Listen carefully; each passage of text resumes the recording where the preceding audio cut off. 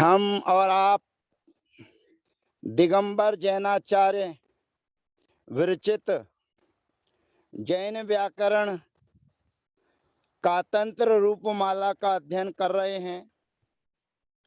कातंत्र रूपमाला 2 खंडों में विभाजित है, पूर्वार्ध और उत्तरार्ध।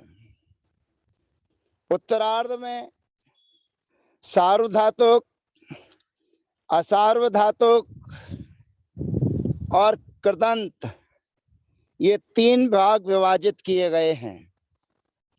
सार्वधातुक में 4 विभक्तियां आती हैं, वर्तमाना, सप्तमी, पंचमी और ह्यस्तनी।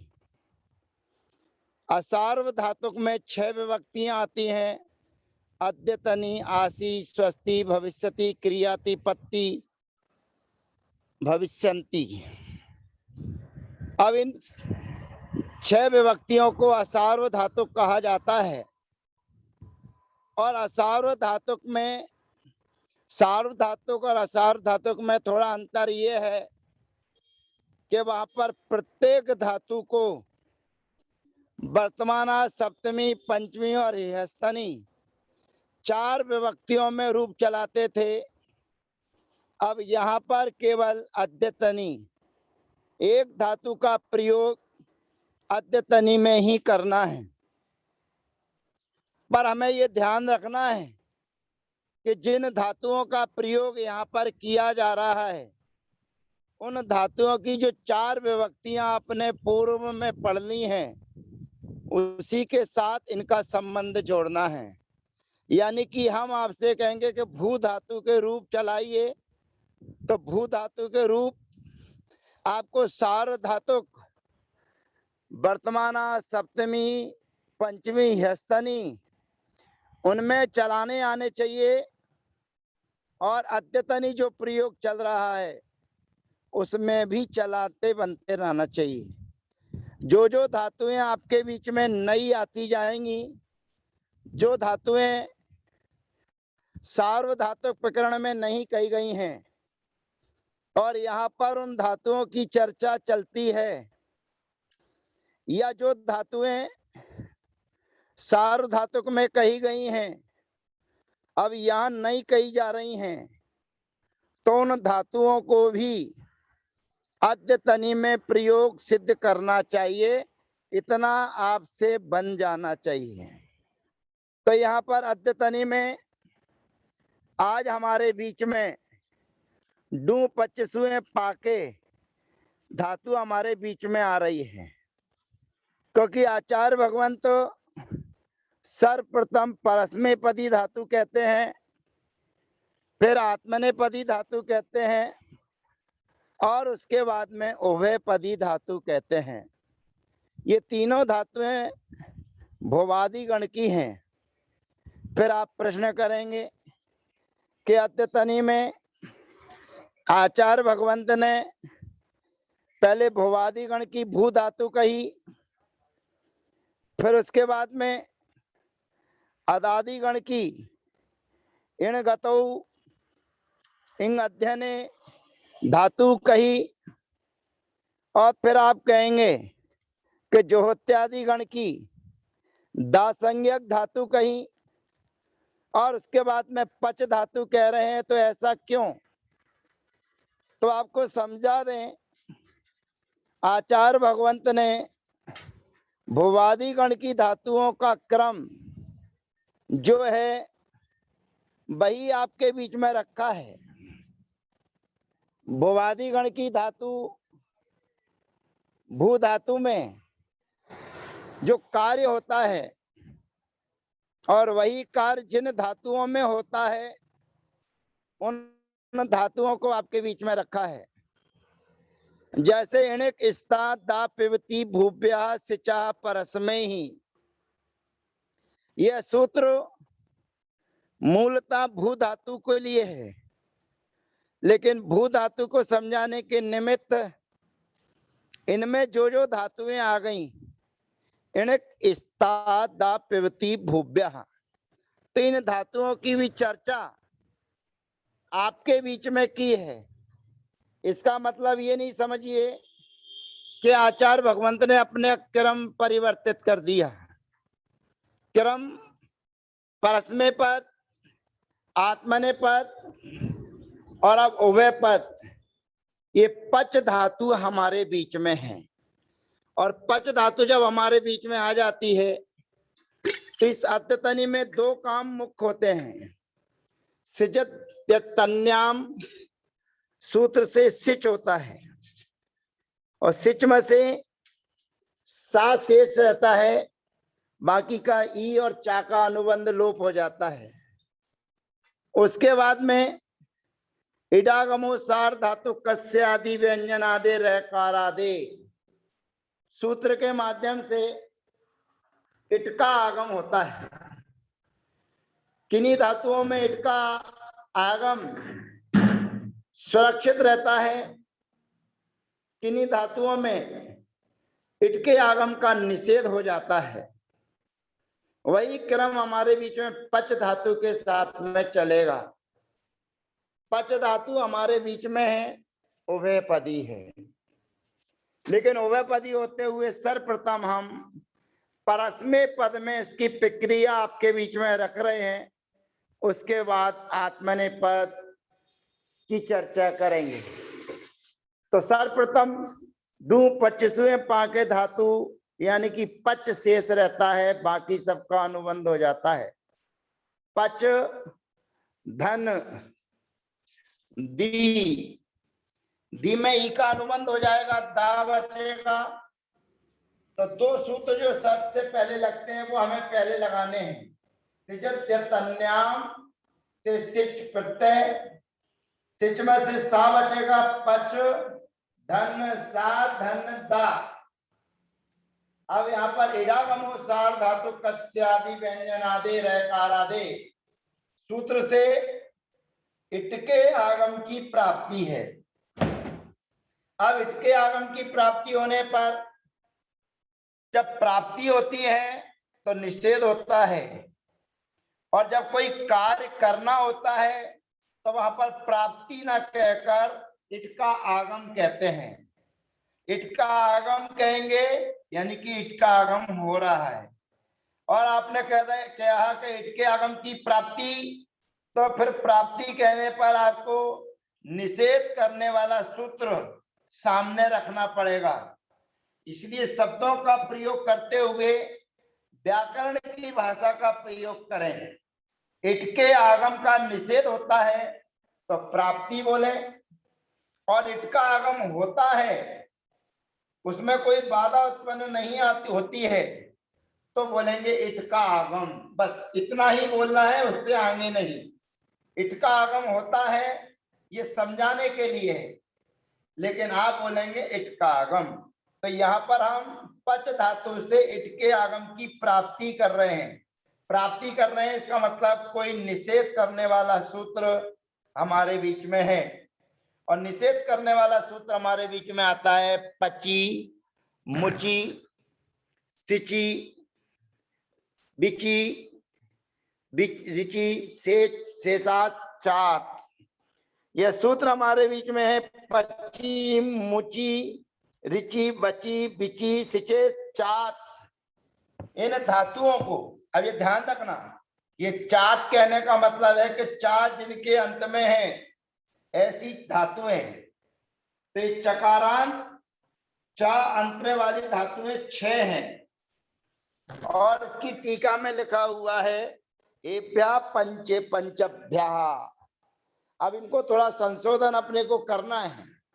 टीका में लिखा है पंचभ्या माने 5 धातुएं हैं, और सूत्र में गिनाई गई 6 धातुएं। तो सूत्र में जो 6 धातुएं गिनाई गई हैं उन्हीं 6 धातुओं को ग्रहण करना है। तो टीका में हमें ध्यान रखना, एभ्या षड्भ्या परम असार्वधातुकम अनिड भवति।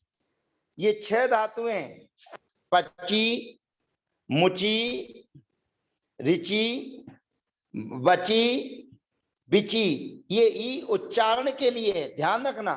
नहीं तो आप सोचेंगे कि पची कोई धातु होगी, आप सोचेंगे कि मुची कोई धातु होगी। नहीं, इनमें ई लगाया है, ये केवल ई उच्चारण के लिए है, सामने वाले को समझ में आ जाए कि क्या उच्चारण करना है। नहीं तो पता पड़ता कि पच लिखते तो आप यहाँ पर मनोरनुस्वार धुटी लगाकर बरगे बरगांता लगा देते, तो फिर सामने वाला पच ना पढ़ के पंच पढ़ता या पंच पढ़ता। तो ये अपने को ध्यान रखना है, केवल ई उच्चारण के लिए है, कार्य करने के लिए नहीं। धातु रहेगी पच, धातु रहेगी मुच, धातु रहेगी रिच, धातु रहेगी बच और धातु रहेगी बिच। इन धातुओं को असार धातुक प्रकरण के होने पर ये अनिट होती है, क्योंकि इट का आगम असार धातुक में ही होता है, सार धातुक में नहीं। अब इसके आगम की प्राप्ति का निषेध हो जाता है। अब पच धातु का हम अनतिक्रम्यन करेंगे तो प आ चा, ये स्थिति हमारे बीच में है, और सिच का आगम कर दिया है तो सा सामने बैठा ही है, दी प्रत्यय लेकर आए हैं तो वह भी सामने ही है। अगला सूत्र हमारे बीच में लगता है अस्य च दीर्घः।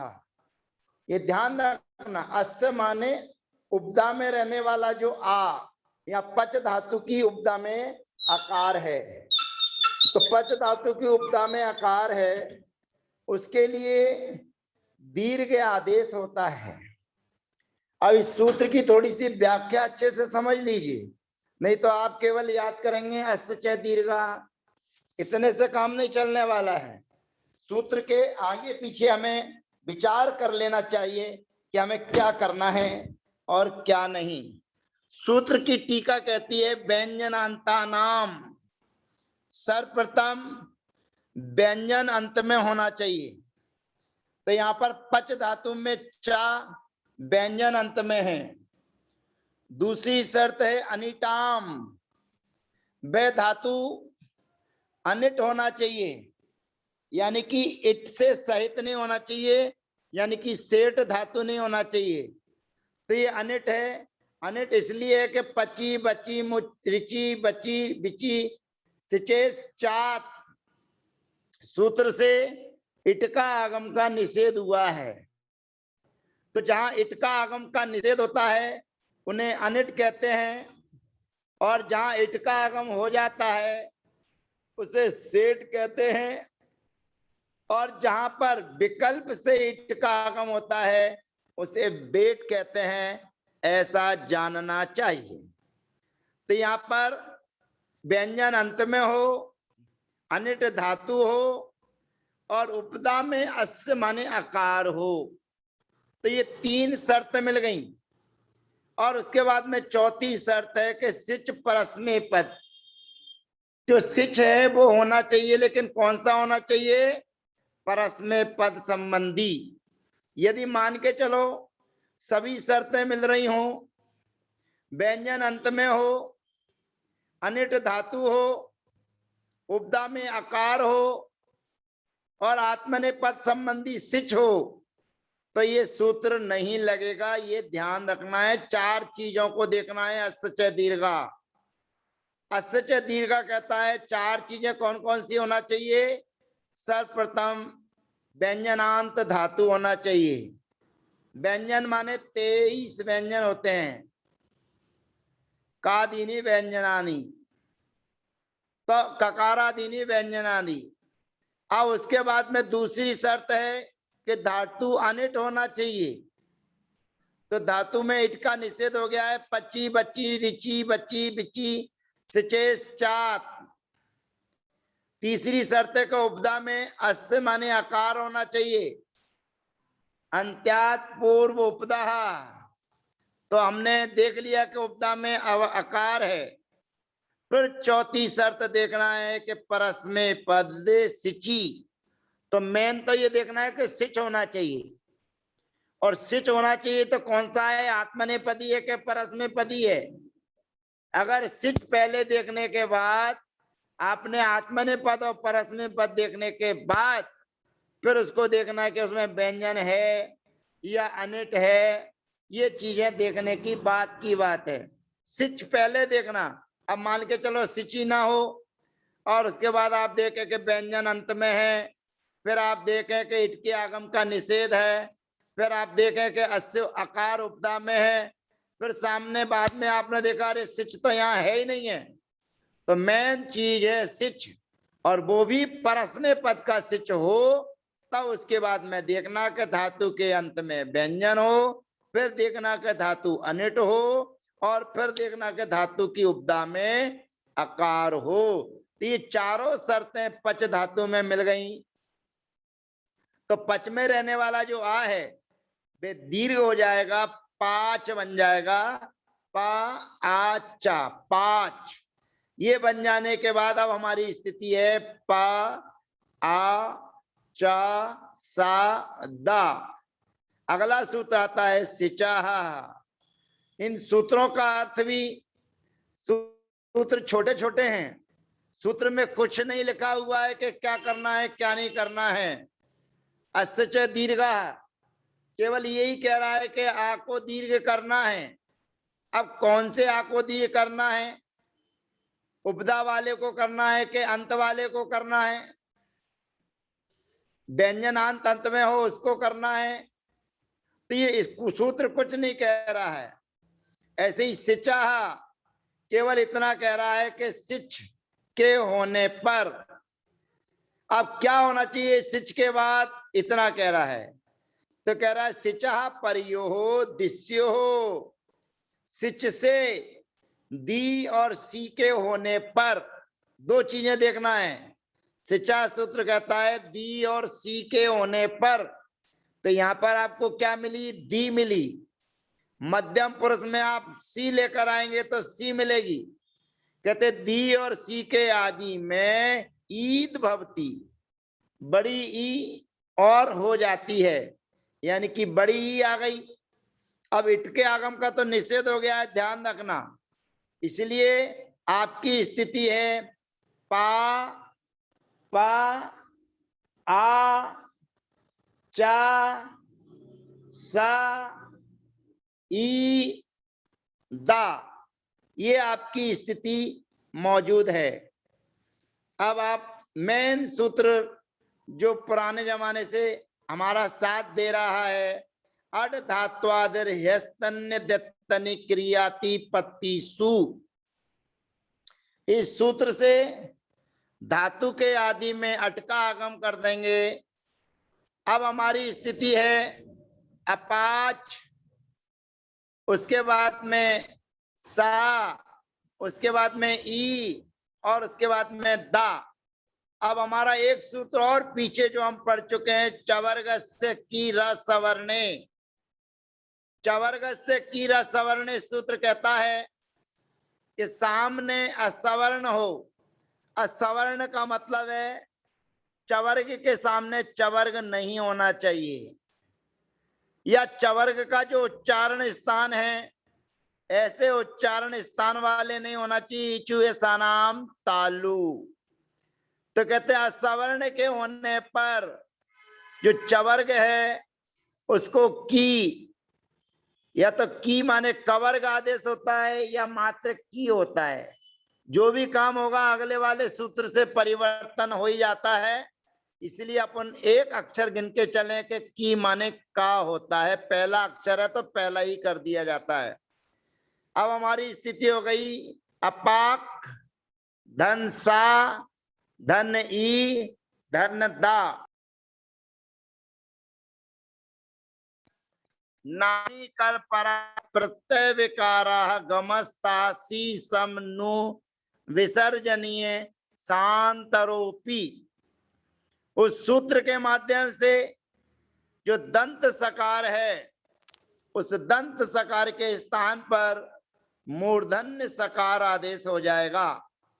यानी कि जो संसार का सा है उस संसार के सा के स्थान पर हर्ष का सकार आदेश हो जाएगा।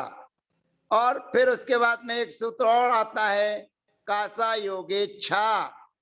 जब हमने मूर्धन्य सकार आदेश कर दिया है तो मूर्धन्य सकार और का ये दोनों के स्थान पर मिलकर छा आदेश हो जाता है।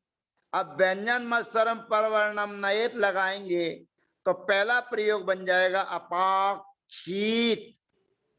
ये प्रयोग हमारा सिद्ध हो जाता है। ये पहला प्रयोग बना है और ये पहले प्रयोग के सूत्रों का क्रम आपको स्मरण में रखना है, याद रखना है।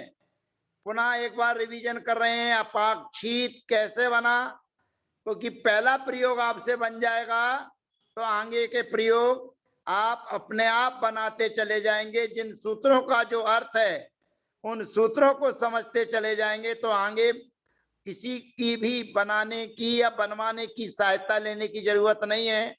आप अपनी गोल बुद्धि को भी चौकोर बना सकते हैं। सर्वप्रथम पच धातु है, पच धातु से दी प्रत्यय लाए, सृजत्यन्याम सर्वप्रथम सूत्र लगता ही है। फिर इडागमो सार धातु कस्यादि व्यंजनादे रकारादे सूत्र से इट के आगम की प्राप्ति, और लगे हाथ पची मुची रिची बची बिची सिचे चात सूत्र से निषेध। अब उसके बाद में अस्य चा दीर्घा से पच धातु में रहने वाला जो आ है, उपदा में आकार है, उसको दीर्घ करना। सिचा सूत्र से दी के आदि में ई आदेश करना। इतना काम नया करने के बाद फिर पुराना काम करना है। सबसे पहले अट धात्वादिहस्तन्य दत्तनी क्रियाति पत्ती सु, फिर उसके बाद में चवर्ग से की रसवर्णे चा के स्थान पर का करना है। फिर उसके बाद में अगला सूत्र जो सिचा, ये भी आपको ध्यान रखने, ईद कर लिया आपने। अब उसके बाद में इतना करने पर नामी कर परा प्रत्यय विकारा गमस्ता सी समनु विसर्जनीय शांतरोपी, और लास्ट में फिर पदांते धुटाम प्रथमा और कासा योगे छा। ये सब काम करने पर अंत में लगाएंगे पदांते धुटाम प्रथमा और शब्द बन जाएगा अपाक्षित। अब द्विवचन आदि में ताम दी ताम अन ये सभी प्रत्यय आपके बीच में आएंगे, और द्विवचन में हमको क्या करना है, इस चीज का अपने को ध्यान रखना है कि हमारी स्थिति क्या है। हम सब कुछ काम करते हुए एक प्रयोग बना ले के अपाच चा को भी का कर लें, अपाक सा और ताम इतना कर लें, रेडीमेड माल।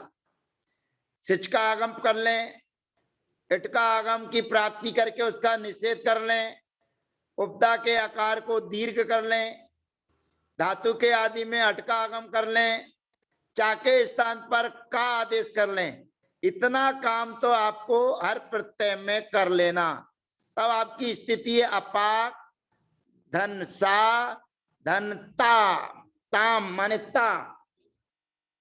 अब जो सिच है उस सिच के पहले का है और सिच के बाद में ता है, तो यहाँ पर नामी कर परा प्रत्यय विकारा गमस्ता सी सम नु विसर्जनीय शांतरोपी सूत्र की प्राप्ति है। परंतु अगला सूत्र हमारे बीच में आता है धुटस्य धुटी। ये कह रहा है सिच के पूर्व धुट हो और सिच के बाद में धुट हो। यह सूत्र हो गया उमकार्योर मध्य, दो आकार के बीच में रहने वाला जो विसर्ग है उसको जैसे ऊ आदेश करते हैं, ऐसे ये कह रहा है कि दो धुटों के बीच में, दो धुट के बीच में यानी कि मध्य में सिच हो तो उसका लोप हो जाता है, धुटस्य धुटी। अब ये सूत्र भी अपूर्ण है, इसमें कुछ नहीं लिखा है कि आपको क्या करना है क्या नहीं करना है। तो ये सूत्रों को आप अच्छे से जमाना है कि धुटस्य धुटी, धुट से परे, धुट के होने पर जो सिच है उसका लोप हो जाता है। अब सिच का लोप हो जाएगा तो बन जाएगा अपाक ताम धुटस्य धुटी, क्योंकि इट का आगम नहीं होगा, यहाँ पर दी नहीं है, सी नहीं है, इसलिए ईट भी नहीं होगा, ये अपने को ध्यान रखना है। ईट भी नहीं होगा, इट का निषेध पहले ही हो गया, लेकिन दी और सी नहीं है, इसलिए ईट भी नहीं होगा, और ईट ना होने के कारण सिच के पहले धुट का है। अंतस्थ और अनुनासिक को छोड़कर धुट कहलाते हैं। धुट व्यंजन मन अंतस्थ अनुनासिकम, तो यहाँ का जो है वो धुट है, ता जो है वह धुट है, और उसके बीच में रहने वाला जो सिच है उसका लोप हो जाता है, तो बनेगा अपाक्ताम। अब अगला जो प्रयोग है उस प्रयोग की सिद्धि अगले सत्र में करेंगे, यानी कि जो अन प्रत्यय आएगा, बहुवचन में जो अन आएगा उसकी प्रक्रिया अगले सत्र में। तब तक के लिए जय जिनेन्द्र, वंदना, सबका यथायोग अभिवादन।